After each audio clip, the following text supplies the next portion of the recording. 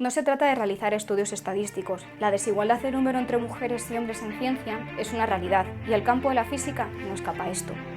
La historia conocida de las mujeres en ciencia parece que comenzó a escribirla Marie Curie y de seguir así también terminará. Por eso estamos aquí. Mujeres adelantadas 100 años a su tiempo, mujeres que dirigen grandes experimentos, mujeres que calculan mentalmente trayectorias para la NASA, mujeres que marcan la historia.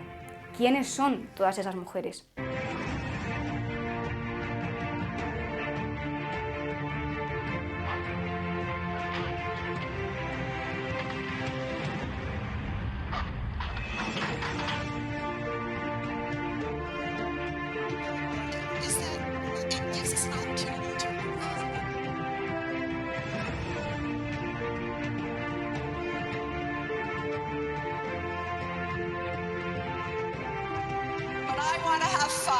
While I'm working. Now, not everyone thinks physics is fun, but I do. No, todavía no. Primero nos tenemos que remontar a 1991, en Livermore, California, donde reside una joven científica que trabaja en el Laboratorio Nacional Lorenz jugando con sus láseres, pensando que su luz se parece a las de un árbol de Navidad. Y es que se trata de Donna Strickland, una ingeniera física canadiense y autodenominada la atleta de los láseres. Y es que, fascinada por la física, estudió en la Universidad de McMaster de Canadá, pero no sería esta su entrada en la Universidad de Rochester, en Estados Unidos, y a sus largos coloquios con su supervisor de tesis, Gerard Mourou, cuando comenzaría su amor por la física láser. Sí, física láser, pero estos láseres no. Estos láseres. Aunque por aquellos tiempos jamás imaginaría que se llegaría a convertir en la tercera mujer en toda la historia en ganar un premio Nobel en física. En 2018 lo recibiría junto a Gerard Mourou y a Zuraskin por sus pinzas ópticas, y con esto quedaría galardonada a la altura de la gran Marie Curie y de Maria Gepermeyer, y fue en el anuncio de los premios Nobel cuando se la entrevistó sobre este asunto. Escuchemos su opinión al respecto. Well, obviously, we need to celebrate all women physicists because we're out there, and hopefully in time it'll start to move forward at a faster rate, maybe. I don't know what to say. I'm honored to be one of those women.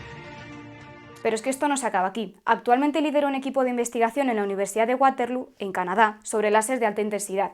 Y además es una de las científicas que más apoya el peso de la ciencia básica. Una vez diría, merece apoyar el peso de la ciencia por la ciencia, sin pensar únicamente en sus posibles aplicaciones prácticas. Y todo esto está muy bien, pero ¿a qué peligro se tuvieron que enfrentar Donna Strickland y Gerard Mourou cuando desarrollaron su técnica CPA, que fue por la que les galardonaron con el premio Nobel? Bueno, en 1960 ya se había inventado el láser. Sin embargo, en los años 80 sus aplicaciones todavía quedaban reducidas. ¿Por qué? Según dice Donna, había láseres de alta energía y láseres de pulso corto. Pero no podías tener láseres de alta energía y pulso corto. Esto es debido al autoenfoque y al efecto Kerr, según los cuales cuando aumenta la intensidad, aumenta el índice de refracción, por lo que el láser se acaba autoenfocando en el centro de su haz, donde la intensidad es mayor, lo que provoca un mayor índice de refracción. Esto es un círculo vicioso que acaba con la rotura del amplificador. Vamos, que el láser se rompe, pero todas las ideas comienzan con una pregunta, y en este caso es, ¿cómo podemos evitar el efecto Kerr? Bueno, ahora lo veremos. ¿Cuántas vidas creéis que ayudan Donna Strickland y Gerard Mourou cada día? Bueno, las vidas de todos aquellos que hayan sido operados de la vista o implantados un stent cardíaco. Y es que estas operaciones necesitan cortes rápidos y precisos. Las aplicaciones del láser son innumerables, desde la visualización de fenómenos ultra rápidos como en la física teórica, el movimiento de los electrones, o conciertos y espectáculos de entretenimiento. ¿Pero qué es un láser? La misma Donna nos lo cuenta. So a laser is a way to get light to actually just be a single color, going in a single direction, all of the waves peaking at the same time, so that the intensity can get very high. Y así, en 1985, Donna Strickland y Gerard Mourou publicaron un artículo describiendo su técnica CPA para el tratamiento de láseres de alta intensidad, Shear Pulse Amplification o amplificación de pulso gorjeado.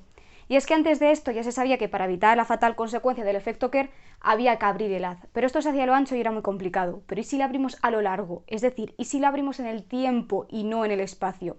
Se tiene un pulso corto, se estira y se amplifica. Como se puede ver, el estado del pulso no cambia, ya que se ha estirado, pero luego se ha vuelto a comprimir de la misma forma. Pero su potencia ha sido amplificada de forma segura. Los láseres pulsados son aquellos que emiten luz en forma de pulso y no en forma continua. Se tiene un pulso corto, es decir, la luz está concentrada. La luz está formada por 7 colores, cada uno con una diferente frecuencia. Para estirar cada uno de estos pulsos se hacen pasar por una fibra de 1,5 kilómetros de largo. en la que el rojo viaja más rápido que el amarillo más rápido que el verde más rápido que el azul, hasta que al final se tiene un pulso largo, estirado, que tiene poca potencia porque su energía está repartida. Ahora se puede amplificar de forma segura, y después con un compresor se vuelve a comprimir, volviendo al pulso original pero con mayor potencia. Esta técnica ha sido todo un éxito y es la ahora utilizada para el tratamiento de láseres de alta intensidad. La Academia Sueca diría: las invenciones de Strickland, Muru y Askin coinciden con el espíritu de Alfred Nobel de reconocer avances para el mayor beneficio de la humanidad.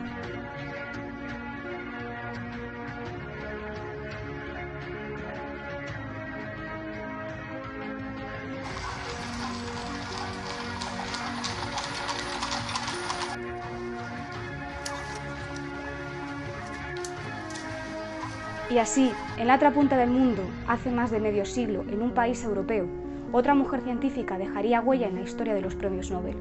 Científica, madre, política, una mujer que por su sonoro apellido tuvo numerosas facilidades, pero también del que tuvo que demostrar estar a la altura. Ella no tenía ninguna necesidad de entrar en la Academia de las Ciencias, y sin embargo dijo: me presentaré cada vez que pueda, como un acto de defensa de la mujer, y lo hizo 4 veces. No la admití. Uno debe trabajar seriamente, debe ser independiente y no pasar la vida simplemente divirtiéndose. Eso es lo que nuestra madre nos dijo siempre, pero nunca que la ciencia era la única carrera que merecía la pena seguir. Hablamos de una gran científica, Irene Joliot-Curie, que como hija de Marie Curie sería educada en el ámbito más profesional de la ciencia, aunque hay que admitir que por sí sola ya tenía todo un talento para las matemáticas y la física. Con 17 años vivió el infierno de la guerra. Trabajó como enfermera en la Primera Guerra Mundial junto con su madre y ayudándola con las pequeñas Curie, con lo que radiografiaban a los enfermos en la época. Poco a poco su madre le iría concediendo más responsabilidades. Por ejemplo, se convirtió en su ayudante y en 1925 publicaría su tesis sobre la radiación alfa del polonio. Poco después conocería a Frédéric Joliot, su futuro marido y eterno compañero de laboratorio. Pero hay acciones que marcan la vida de una persona, y esta es una de ellas. Tras contraer tuberculosis y concebir a Hélène, el médico le recomendó no tener más hijos y rebajar la cantidad de trabajo, pero esto era superior a ella. Tan fuerte y testaruda como su madre, hizo caso omiso a las recomendaciones del médico, se involucró todavía más en sus investigaciones y concebiría 5 años más tarde a Pierre. Pero algunos os estaréis preguntando, ¿pero después de Marie Curie todavía quedaba algo más que investigar sobre la radiación? Pues sí, y ahora adelantamos una palabra: artificial. Ahora lo veremos.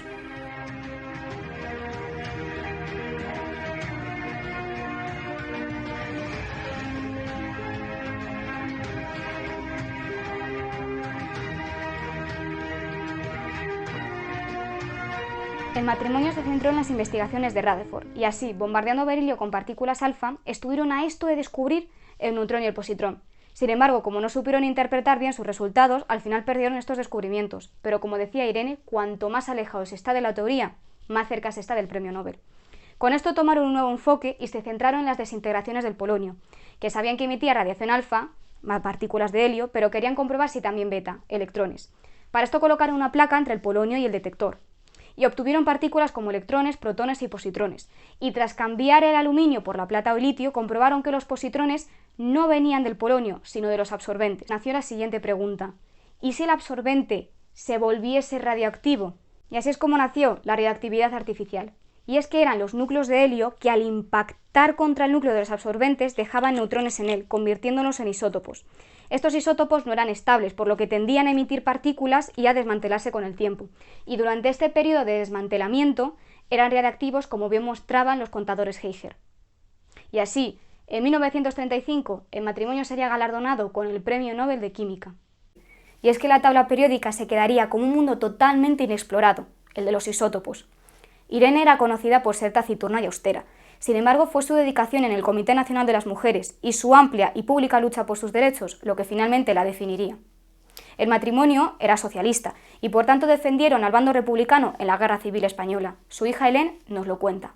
Y estaba mi padre y su entorno, no tanto para ayudar con armas, sino con todo tipo de medios de defensa que había que reunir y pasar a España clandestinamente. Accedería a puestos altos en la política y en la ciencia, y sabría compaginar la vida de una mujer totalmente absorta a sus investigaciones con la de una madre dedicada a sus hijos. Con el arranque del nazismo tuvo que marchar a Suiza para recuperarse de un ataque de tuberculosis. Sin embargo, seguía viajando frecuentemente a Francia porque su marido pertenecía a la resistencia francesa. Y otra de las acciones que marcan la historia de Irene es esta. En uno de estos viajes quedaría presa en la frontera y, a pesar de tener este dedicado estado de salud, se quedaría con el resto de los presos hasta el día de su liberación, a pesar de haber tenido muchos privilegios. Finalmente moriría en 1956 y nunca perdería la fe en la ciencia y en la humanidad. Una vez diría: la ciencia es el fundamento de todo progreso, que mejora la vida humana y alivia el sufrimiento. Y así termina el reconocimiento a estas mujeres científicas y que tantas quedan por descubrir. Y es que Irene y Donna no son solo premios Nobel, su valía está en su dedicación, esfuerzo, perseverancia, y aunque no hubieran sido galardonadas como Lisa Meitner, sus descubrimientos seguirían siendo fundamentales para nuestro mundo y seguirían mereciendo la pena recordarlas. Y esa es una de las muchas cosas que nos recuerda el 11 de febrero. Irene y Donna, Premio Nobel en Química y Premio Nobel en Física, ramas tan diferentes pero tan similares entre sí.